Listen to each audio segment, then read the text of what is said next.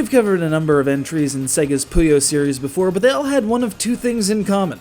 They were either A, import titles, or B, rebranded with some other franchise character, be it Kirby or Dr. Robotnik.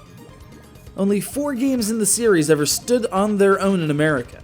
3 different handheld versions of varying quality released for the Neo Geo Pocket Color, GBA, and the Nokia N-Gage, and Puyo Pop Fever on the DS and GameCube.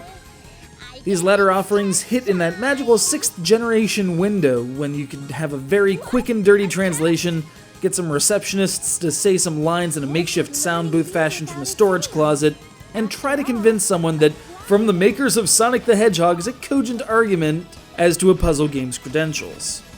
I'm not one to complain. I'm just grateful to have a version of Puyo in English, or, befitting my whims, a strange amalgamation of Japanese and Italian.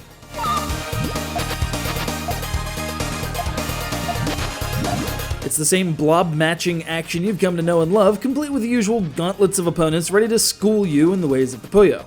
Where Fever deviates from its predecessors is in the inclusion of 3 and 4 Puyo configurations mixed in with the usual falling pairs, as well as an all-new Fever mode.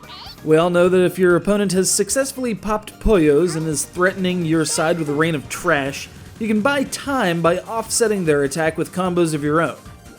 In Fever, doing so also charges a gauge in the middle of the screen, which when filled replaces your existing board with pre-built, chain-ready constructions to punish your opponent fast and furiously. You've only got a limited time with Fever mode though, and you only get 1 reaction per construction, so if you accidentally pop something without chaining, you're out of luck and have to wait till the next board is set.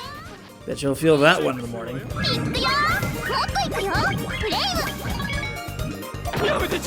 In addition to the standard single-player campaign are a couple endless modes featuring either the classic Puyo gameplay, a Fever Blitz mode where longer chains and more complete clears buy you time as you race against a clock, and a slightly slower-paced mission mode where completing certain goals buys you time as you race against a clock. You can take on a friend head-to-head or set up a grudge match against a CPU player whose particular playstyle seems to defeat you constantly.